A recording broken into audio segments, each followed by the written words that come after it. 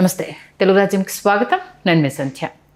ఇటు నీట్కి సంబంధించి దేశవ్యాప్తంగా జరుగుతున్న ఈ చర్చ నేపథ్యంలో రాహుల్ గాంధీ అంటే కాంగ్రెస్ పార్టీ అనూహ్యంగా దీంట్లో ఇన్వాల్వ్ అవ్వడం, ఏదో కుట్రకోణం దాగి ఉంది, రాహుల్ ప్రధాని అయ్యేందుకే ఇదంతా అంటూ ఇంకొక వాదాన్ని తెర మీద తీసుకురావడం మనం చూస్తున్నాం. ఒక స్టూడెంట్స్ ఉద్యమానికి సంబంధించి రాజకీయాలను జొప్పించి జరుగుతున్న ఈ రాజకీయ క్రీడ రాహుల్ గాంధీని సెంట్రిక్గా చేసుకొని ఇప్పుడు జరుగుతున్న కొన్ని కామెంట్స్ ఏం జరుగుతుంది తెలుసుకునే ప్రయత్నం చేద్దాం. సామాజిక ఉద్యమకారులు చలసాని శ్రీనివాస్ గారు మనతో ఉన్నారు. ఆయన మాటల్లో. శ్రీనివాస్ గారు నమస్కారం. నమస్కారం. ఏంటి, రాహుల్ గాంధీ ప్రధాని అయ్యేందుకు అంది వచ్చిన అవకాశాన్ని మంచిగా పట్టుకొని ముందుకెళ్తున్నారు అన్నది ఇప్పుడు ఒక వర్గం మీడియా తెర మీద తీసుకొస్తుంది. కుట్రకోణం దాగి ఉంది, అది చాలా స్పష్టంగా కనిపిస్తుంది. ఉద్యమంలో ఆ హింసకు కారణం కూడా వాళ్ళే అంటూ ఒక వాదాన్ని తెర మీద తీసుకొస్తున్నారు. ఏమంటారు? నేను ఢిల్లీలో యాత్ర మేము చేసినప్పుడు ఇదిగోండి పార్లమెంట్కి అర్ధనగ్న ప్రదర్శన దాదాపు జంతర్ మంతర్లో కానీ, అంటే జంతర్ మంతర్లో పర్మిషన్ కొంతమందికి ఇస్తారండి, not more than few 100,000 members రాయాలి దాని మీద. అదే ఎక్కువైతే రామ్లీలా గ్రౌండ్లో కూడా సమావేశాలు పెట్టాం.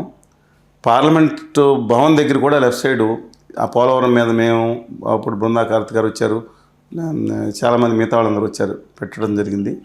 అది కాకుండా బోట్స్ క్లబ్ దగ్గర ఇంతకుముందు అంటే మేము ఏదైతే అక్కడ ఉన్నారో అక్కడ కూడా మేము ఇవ్వటం జరిగింది. ఏది అంటే వాళ్ళు చెంబు కొండ మా నెత్తి మీద కొట్టి వెళ్ళిపోయిన మోడీ గారి తిరిగి అవ్వటానికి చిన్న స్థాయిలో 4 చోట్ల మనం చేసుకోవచ్చు, బయట కూడా చేసుకోవచ్చు.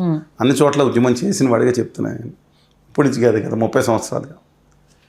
సరే, కమింగ్ బ్యాక్ టు రాహుల్ గారు చూశాను చాలా విమర్శలు. ఈ కుట్ర కోసం బయలుదేరాడు, లాస్ట్ మినిట్ వచ్చాడు, ప్రధానమంత్రి అవడానికి వస్తున్నాడు, ఈడు కుట్రలు తగలయ్యని చాలామంది భయంకరంగా ట్రోలింగ్ చేస్తూ ఉన్నారు. ఇప్పుడు ఎలా ఉంటుందంటే, నేను ఇప్పుడు ఆయన గురించి ఇలా ఈయన కుట్రలు అన్నాను, కట్ చేసి అదే వేస్తా చూసారా, సోనం గారు వేసారు చూసారా, ఇలా అంటున్నారు వాళ్ళంటే కట్ చేసేస్తారు. ఒకటే బిట్ కట్ చేసి మళ్ళీ దానికి యాడ్ చేసేసే దిక్కుమాల సన్నాసి బ్యాచ్ కూడా వేరే ఉంటారు. సరే, నేను ఒకటి ప్రశ్నిస్తూ ఉన్నాను. రాహుల్ గాంధీ గారు ప్రధానమంత్రి కావాలనుకుంటే 2004 నుంచి 2014 లోపల ఒక్క రోజు పని ఆయనకి. నమ్ముతారు కదా? ఖచ్చితంగా. అది సోనియా గాంధీ గారు తీసుకోకపోతే ఆయనన్నా చేయండి, పోనీ ఒక 2 సంవత్సరాల తర్వాత మన్మోహన్ సింగ్ గారి తర్వాత నేను ప్రైమ్ మినిస్టర్ అవుతానంటే ఆ కాంగ్రెస్ పార్టీలో ఎవరో ఒక్క వ్యక్తి కూడా దానికి కౌంటర్గా చేసేవాళ్ళు ఉండేవారు కాదు. వీళ్ళు మాట్లాడుతూ ఉన్నారు దానికోసం, పదవుల కోసం ఆయన కుట్రలు చేస్తాండి. పదవులు వదులుకున్న మనిషి అతను.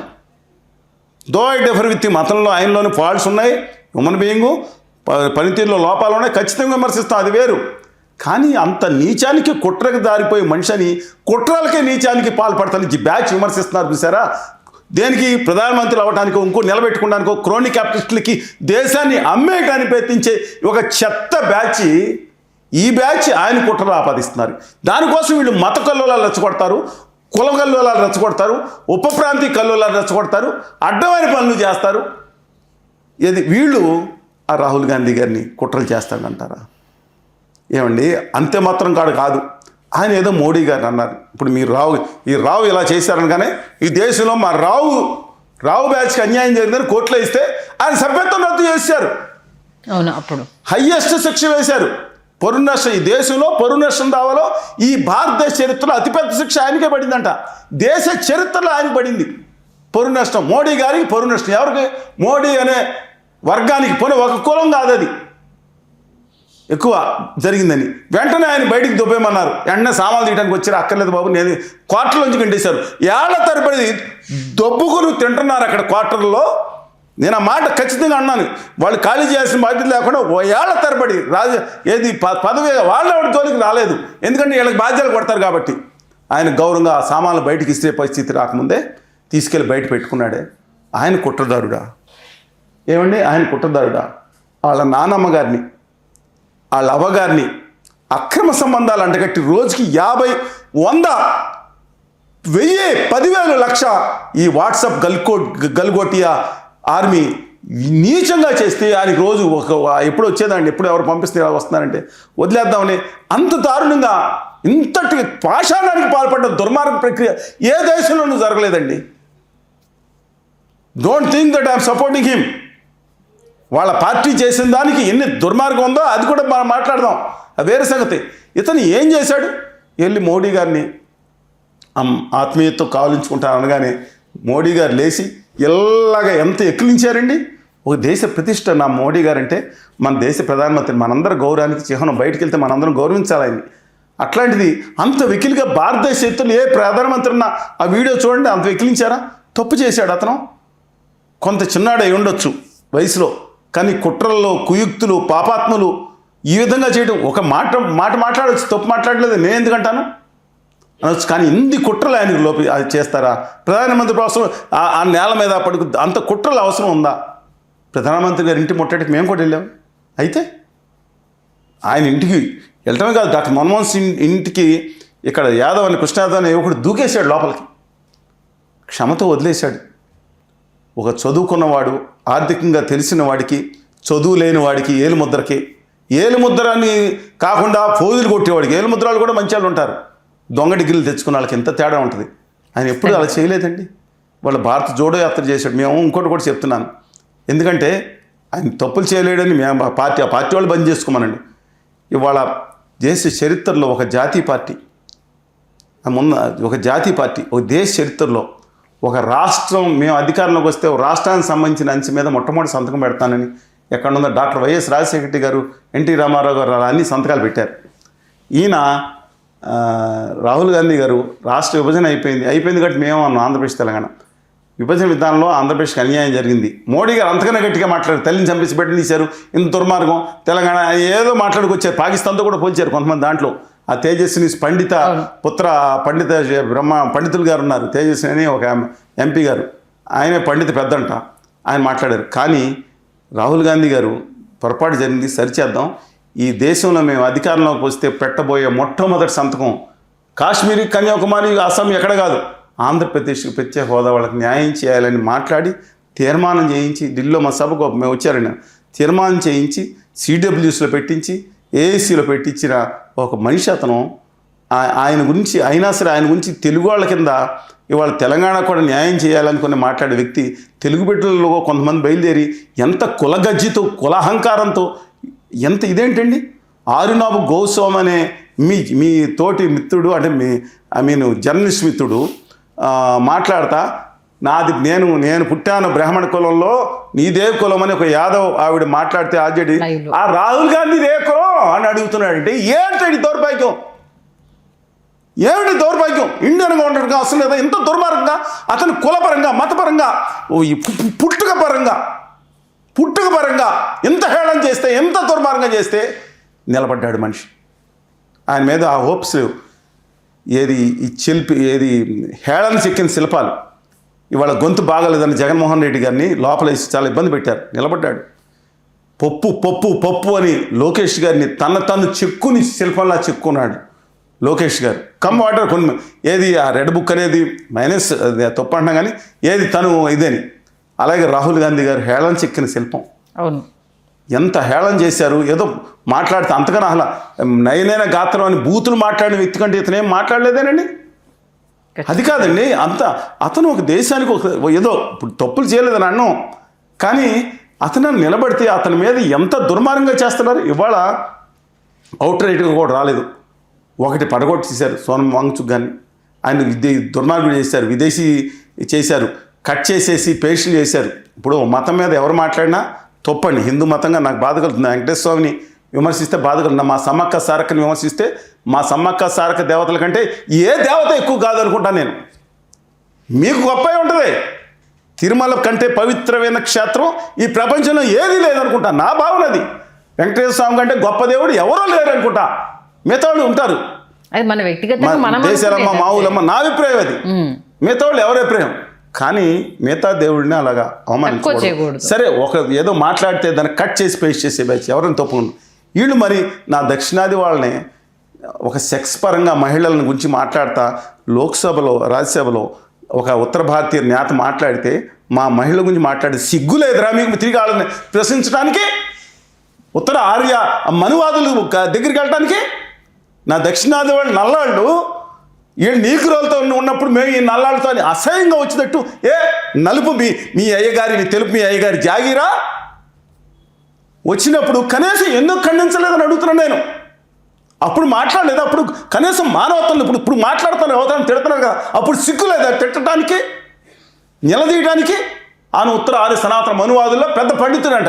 ఎవడైతే నాకేంటండి, మా వాళ్ళనే, మా దక్షిణాది వాళ్ళకి హిందీ రణాలు దేశంలో దొబ్బేమని ఆ ఉత్తర భారతీయ జనతా పార్టీ కూటమి మంత్రి మాట్లాడితే ఎందుకని వీళ్ళు ఇవాళ మాట్లాడతా వాళ్ళని దేశద్రోహులు అన్నారు? ఈయన ఏమనాలి? నా దేశ మూలవాసులను మమ్మల్ని బాధపెట్టినప్పుడు వీళ్ళని ఏమనాలి? ఎందుకు నేను ప్రశ్నిస్తున్నాను. ఎంత దుర్మార్గం మాట్లాడితే ఎందుకు మాట్లాడలేదు? ఎవరు అడ్డంగా ఏనాడు సపోర్ట్ అవుట్రైట్లేదు ఇటు కాక్రోచ్ పార్టీ ఎవరైతే కానివ్వండి. వాళ్ళ సిద్ధాంతాలు తెలియదు మనకి, వాళ్ళ విధానాలు తెలియదు, వాళ్ళు ఎవరో తెలియదు, ఎందుకు మాత్రం ప్రకటించాలి అడ్డంగా? కానీ వాళ్ళు మాట్లాడుతున్న పోరాడుతున్న దాంట్లో ఇవాళ ఈ వ్యవస్థను మార్చాలి. 22 మంది చిన్నపిల్లల చనిపోతే వీళ్ళు అడుగుతున్నారు, మీకు హాల్ టికెట్లు ఉన్నాయా? పొట్టి శ్రీరాములు గారు చనిపోతే ఆత్మత్యాగంతో వాళ్ళందరికీ నా బంధువులని వెళ్ళారండి. ఒక దుర్మార్గుడు ఏంటంటే ఒక దుర్మార్గుడు చనిపోతే రౌడీ షీట్లు బయటకు వచ్చి గొడవ చేస్తారంట. అంటే వాళ్ళకి మాత్రం వీళ్ళకి పర్మిషన్ ఉంటుంది అక్కడ. ఎందుకంటే ఒక రేప్ కేసు చేసిన వాళ్ళు బయటకు వచ్చి దండలే సత్కరించారు కదా కుల పెద్దలని. మీరు సొంటబుల్ వాళ్ళకి కార్ల మీద గుద్ది చంపేశారు కదా రైతుల్ని, వాళ్ళకి సర్టిఫికేట్లు. కానీ వాళ్ళు ఎవరి సర్టిఫికేట్లు కావాలి? ఇవాళ ఒక తండ్రి ఆ ఫోటో చూపించాడు, నా కొడుకు చనిపోయాడు, నా రెండో కొడుకు కోసం నేను ఫైట్ చేస్తున్నాను, ఇదిగోండి ఇది అంటే ఆధారాలు ఇవ్వాలా మీకు? ఏమండి, దానికోసం ఓన్లీ నీట్ వాళ్ళు పరీక్ష చేసిన వాళ్ళే పోరాడాలా? ఒక నేతాజీ సుభాష్ చంద్రబోస్ కానీ పోరాడితే నేతాజీ సుభాష్ చంద్రబోస్ సర్టిఫికేట్లు పెట్టుకుని మనం ఆజాద్ హిందూ ఫౌజ్ అని సర్టిఫికేట్ పెట్టుకుని బయటికి రావాలా? మేము అవమానించకూడదు నేతాజీ సుభాష్ చంద్రబోస్ని? వీళ్ళెవరండి వీళ్ళు సర్టిఫికేట్లు ఇవ్వటానికి? మేము తల నుంచి పుట్టాం కాబట్టి మేము సర్టిఫికేట్ ఇస్తామని ఎవడ సర్టిఫికేట్ కావాలని అడుగుతున్నాను నేను. మోడీ గారు విదేశంలోకి వెళ్తే నిజంగా మ్యాడ్రిడ్ స్క్వేర్లో బ్రహ్మాండం పెడితే నా దేశ ప్రధానమంత్రి చాలా గౌరవించాం, ఎందుకంటే దేశ ప్రతిష్టను పెంచేటట్టు అది. కానీ అదే ఎలక్షన్ ఏజెంట్ కింద ఆ ట్రంప్ గారి చుట్టూ తిరుగుతా ఎలక్షన్ ఏజెంట్గా మౌరిక్ బారిని పెడితే నా దేశ ప్రతిష్టను నాశనం చేశాడే. ప్రపంచ చరిత్రలో 10 లక్షల జనాభా ఉన్న దేశం కూడా చేయలేదని బాధపడ్డాం. కానీ బయటికి వెళ్ళినప్పుడు నా దేశ ప్రధానమంత్రిగా ఆయన శాల్యూట్ చేయాల్సిన అవసరం ఉందని ఒక ఉదయం ఉంటుంది. అందువల్ల నా హంబుల్ రిక్వెస్ట్ ఏంటంటే రాహుల్ గాంధీ గారు కానీ లేదంటే బేబీ గారిని కూడా చాలా దుర్మార్గంగా మాట్లాడుతున్నారండి. ఒక ఛానల్ వాళ్ళు పట్టుకుని సిపిఎం పార్టీని పట్టుకుని మిగతా వాళ్ళని పట్టుకుని అంటే దేశద్రోహులకు ముద్రేయటం, చైనాకి లింకులు పెడతాం, పాకిస్తాన్కి లింకులు పెడతాం. చైనాకి వెళ్ళింది మేము కాదు, ఇన్విటేషన్ లేకుండా వెళ్ళింది ఎవరో ప్రధానమంత్రి మోడీ గారు ఫ్లైట్ తిప్పేసి అన్ని ప్రోటోకాల్స్ పక్కన పెట్టుకుని ఆ నవాజ్ షరీఫ్ గారి ఇంట్లో పెళ్లి జరుగుతుంటే ఆయన పిల్లలను కూడా పిల్లలు వెళ్ళి ఛాయ్ దేదో అని చెప్పి ఛాయ్ తాగి వచ్చిన వ్యక్తి ఆయన. దేశ ప్రతిష్టని పక్కన పెట్టారు. అందువల్ల మేం కాదు. అందువల్ల రాహుల్ గాంధీ గారిని ఇంకోళ్ళు విమర్శిస్తే పని కాదు. దేశంలో మారాలి. దయచేసి నేను చెప్తున్నాను, కొత్త వ్యవస్థ రావాలి, నవ యువత రావాలి, రాజకీయ మకిలు అంటున్న వాళ్ళు రావాలి, 30 సంవత్సరాల లోపు యువత రావాలి. దేశం మొత్తం ప్రక్షాళన చేసి దేశాన్ని ప్రపంచంలో నెంబర్ 1గా నిలబెట్టాలి. కులగజ్జితో మతపిచ్చితో ఉన్న వాళ్ళని దూరం పెట్టాలి.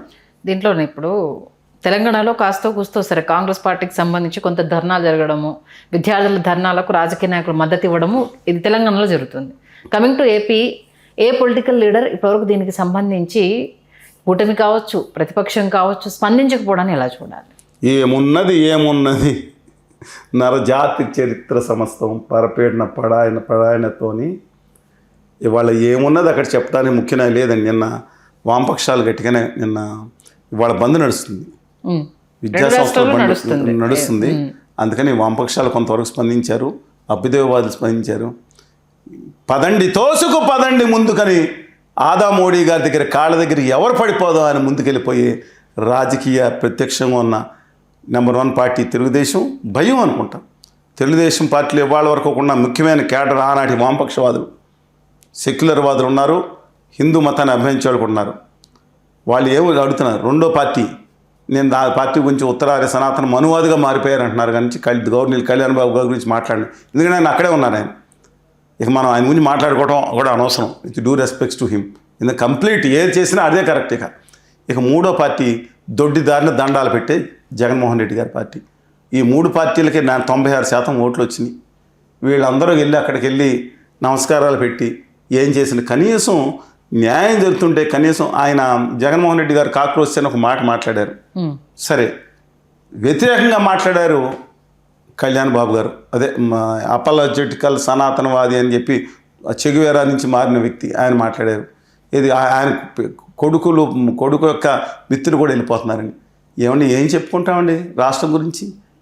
వస్తు కనుక వాహన దారిద్ర్యం ఉండొచ్చు, భావదారిద్ర్యం ఉండకూడదు. ఆ భావదారిద్ర్యం పట్టుకుంది అక్కడ.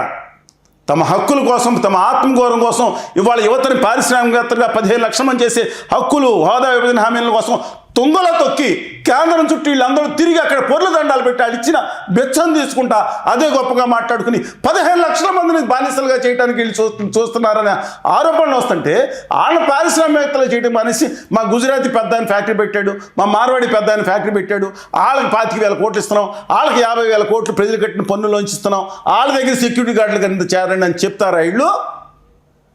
ఆల్రెడీ గారు నేను ఐఎమ్ నాట్ సపోర్టింగ్ ఎనీవన్. కనీసం ఆ పార్టీల్లో ఉన్న స్వతంత్ర వ్యక్తిత్వం ఉన్న వాళ్ళ గురించి మాట్లాడుతున్నా, వాళ్ళ మనసులో ఆర్ద్రత ఉన్న వాళ్ళ గురించి మాట్లాడుతున్నా, తమ పిల్లల పట్ల, యువత పట్ల నమ్మకం ఉన్న వాళ్ళ గురించి మాట్లాడుతున్నా. దయచేసి మీరు స్పందించండి. కనీసం ఆ వాదన కూడా వినేవాళ్ళు లేకపోతే భవిష్యత్తు ఉండదండి. మన కులాభిమానాలు, మన మతాభిమానాలు, మన ఉపప్రాంతీయ జిల్లాభిమానాలు రెచ్చగొడుతున్నారు పైన. దయచేసి దాంట్లోకి రావద్దని చెప్పి మనం చేస్తూ, మనం జాతీయ జీవన స్రవంతిలో భాగంగా ఉండాలి. ఇవాళ అలాగే మన హక్కుల గురించి, ఎందుకంటే మనకు అన్యాయం జరిగింది కాబట్టి మన హక్కుల గురించి ప్రశ్నించాలి. తోటి తెలంగాణ బిడ్డలు, ఒకటే తెలుగు తల్లి బిడ్డలం కదా, అందులో ఒక పోరాటతత్వం ఇంకా మిగిలి ఉంది. మీరు దాన్ని కొంతమంది నాయకులు మీకు బానిసత్వం ప్రబోధిస్తున్నారు. వద్దండి, ఆత్మగౌరవంతో నిలబడదామని చెప్పి మనం చేస్తాం. మై హంబుల్ రిక్వెస్ట్, బాధతో ఏం మాట్లాడినా చెప్తున్నాను, నా హంబుల్ రిక్వెస్ట్ మీకు చేస్తూ ఉన్నాను. మీరు కూడా మీ తల్లిదండ్రులు పెంచిన సంస్కారం మీకు ఉంది, స్వతంత్ర వ్యక్తిత్వం ఉంది, మతం నేర్పిన వ్యక్తిత్వం ఉంది. దయచేసి దాని విధంగా ముందుకెళ్ళమని చెప్పి కోరుకుంటున్నాను. ఖచ్చితంగా సార్, మీరు అన్నట్టు ఆవేదన కొంతలో కొంత రీచ్ అయినా సరే కొంత మార్పు అయితే వస్తుంది. బట్ అది రాజకీయంగా ఎంతవరకు వస్తుందని అయితే మనం చెప్పలేము. నిజాయితీ పనులు రావాలని మీరు కోరుకుంటున్న ఆశ ఎప్పటికీ అడియాసే అవుతుంది. అది రాబోయే రోజుల్లో కూడా తీరుతుందా లేదంటే సమాధానం లేని ప్రశ్న. అది మంచి విశ్లేషణ అందించారు. Thank you sir. Hello, Telugu రాజ్యం ఛానల్ చూస్తున్నారా? సామాజిక, రాజకీయ, జీవన చిత్రణే తెలుగు రాజ్యం. అతిశయోక్తులు, అసత్యాలు ఉండవు. రాజకీయ కోణం కాదు, ప్రజా కోణమే కొలబద్ద. తెలుగు రాజ్యం వీక్షణ మీ ఉత్తమ అభిరుచికి నిదర్శనం.